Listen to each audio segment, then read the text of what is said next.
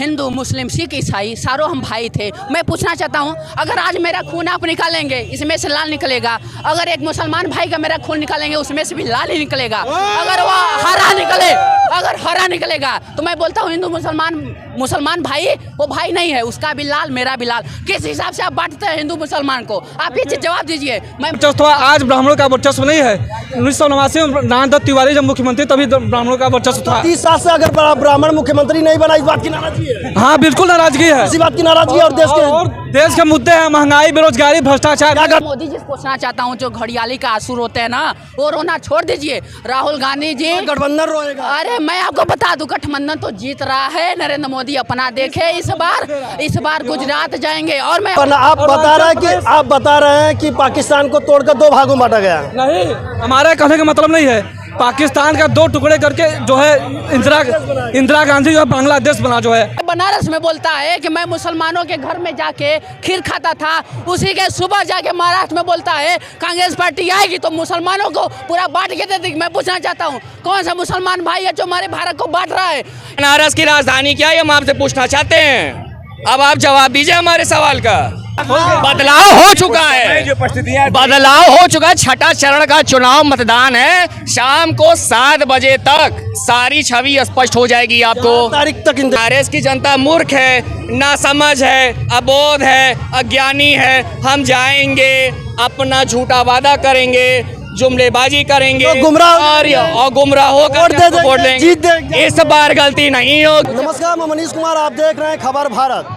तस्वीरों में आप साफ तौर से देख पा रहे होंगे कि कांग्रेस के कार्यकर्ता, सपा के कार्यकर्ता यहाँ पे मौजूद है। मैं आपको बता दूं कि प्रियंका गांधी और डिम्पल यादव का रोड शो यहाँ पे होने वाला है। प्रधानमंत्री के संसदीय क्षेत्र में आप ये देखना दिलचस्प होगा कि क्या इस बार बदला होगा या नहीं होगा। हमारे से एक साथ बातचीत करने के लिए तमाम कार्यकर्ता मौजूद है। क्या नाम है आपका? मेरा नाम आशु पांडे है।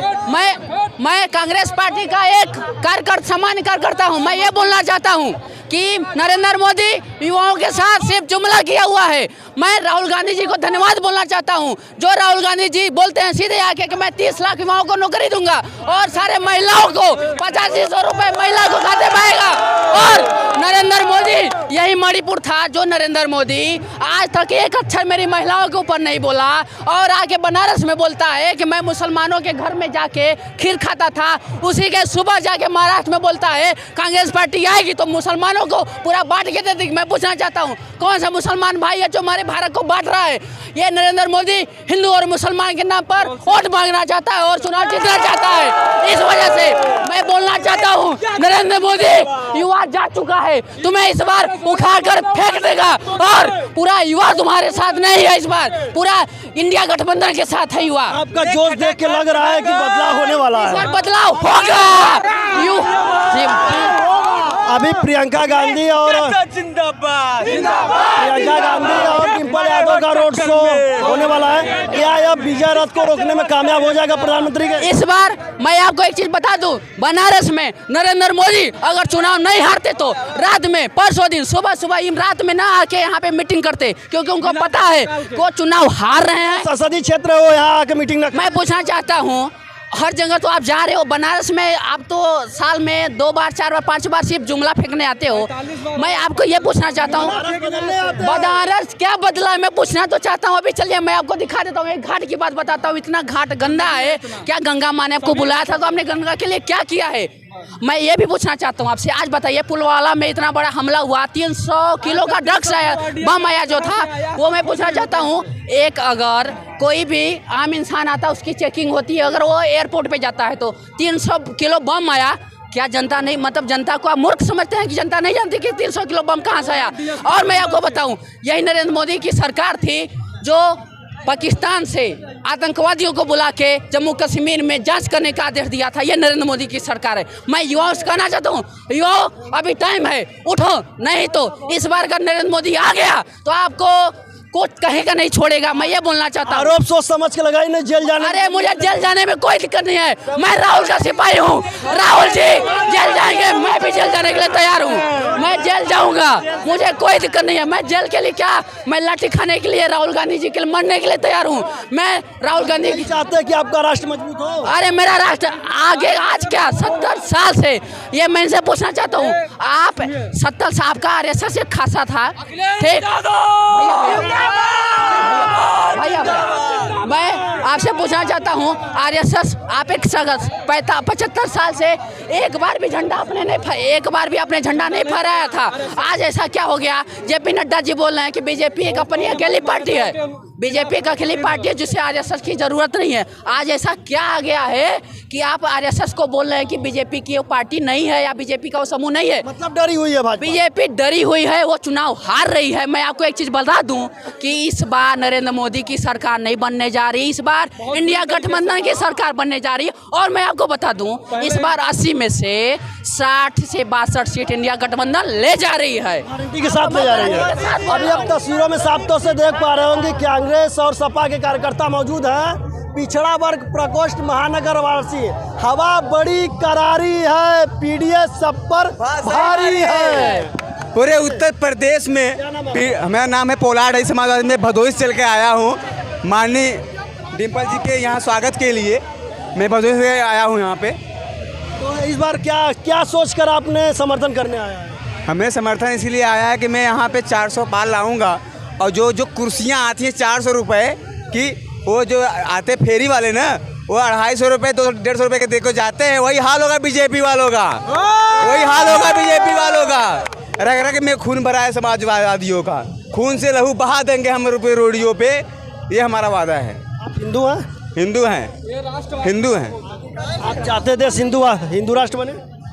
मैं आपसे एक चीज बोलना चाहता हूँ। मैं पहले हिंदू था, आज भी ब्राह्मण है। मैं ब्राह्मण आशु पांडे मेरा नाम है। मैं आपको एक चीज बता दूं, आज के टाइम पे पूरा मेरा हिंदू मुस्लिम सिख ईसाई सारों हम भाई थे। मैं पूछना चाहता हूं, अगर आज मेरा खून आप निकालेंगे, इसमें से लाल निकलेगा। अगर एक मुसलमान भाई का मेरा खून निकालेंगे, उसमें से भी लाल ही निकलेगा। अगर वो हरा निकलेगा तो मैं बोलता हूँ हिंदू मुसलमान भाई वो भाई नहीं है, उसका भी लाल मेरा भी लाल। किस हिसाब से आप बांटते हैं हिंदू मुसलमान को? आप ये चीज जवाब दीजिए। मैं मोदी जी से पूछना चाहता हूँ, जो घड़ियाली का आंसू रोते हैं ना, वो रोना छोड़ दीजिए। राहुल गांधी जी गठबंधन रोएगा। अरे मैं आपको बता दूं, गठबंधन तो जीत रहा है। नरेंद्र मोदी अपना देखे, इस बार गुजरात जाएंगे। और मैं आपको बताऊं, ये देश का तड़ीपार जो तड़ीपार है, इसको जेल में भेजा जाएगा।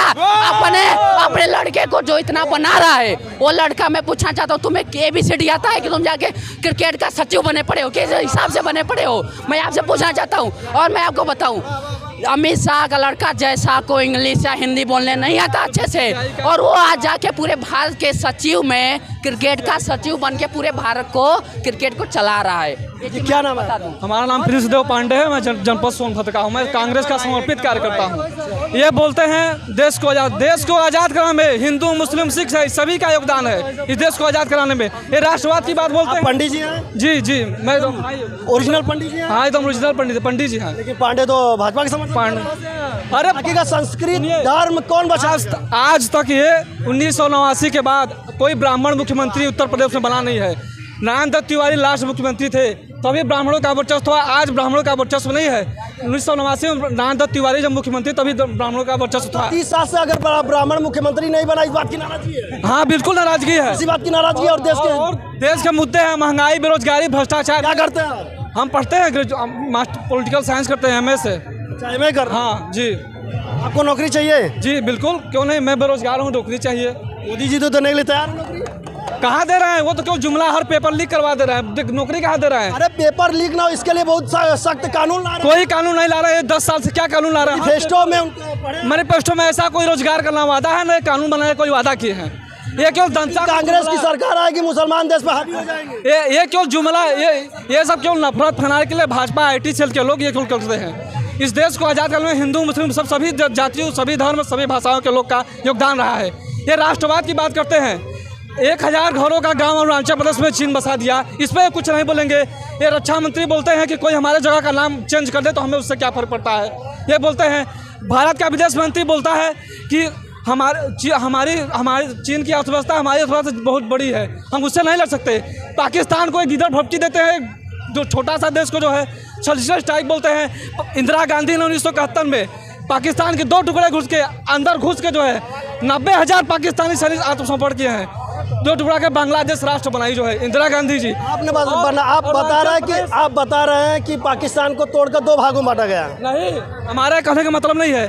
पाकिस्तान का 2 टुकड़े करके जो है इंदिरा गांधी जो है बांग्लादेश बना जो है 90,000 सैनिक। लेकिन आरोप तो लगता है कि कांग्रेस ने ही जो देश में बंटवारा किया, धर्म के आधार पे। हम इस पे जवाब दे रहे हैं कि ये जो बोलते हैं सर्जिकल स्ट्राइक कर दिए, ये कर दिए, वो कर दिए, आज तक इंदिरा गांधी जैसा कोई ऐसा प्रधानमंत्री, ढीठ प्रधानमंत्री नहीं हुआ है जो अंदर घुस के 2 टुकड़े करे और नया राष्ट्र बने।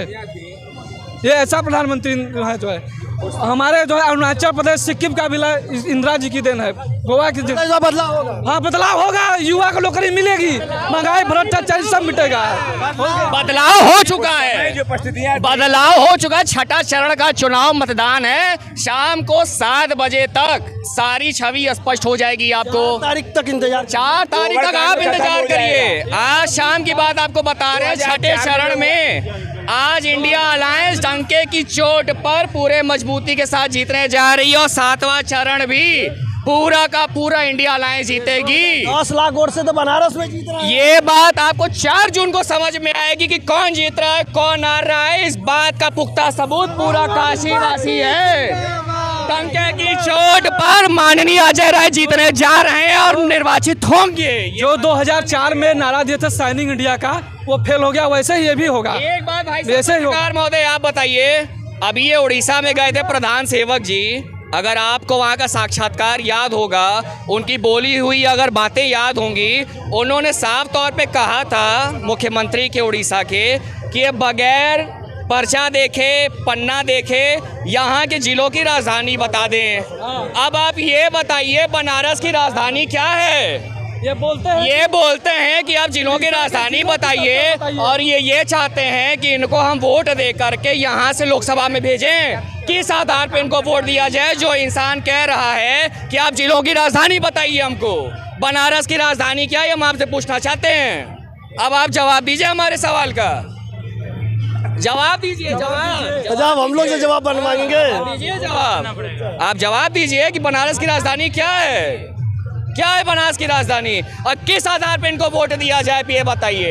ये कहते हैं कि सरकार आएगी कांग्रेस की तो आपका मंगलसूत्र बिक जाएगा।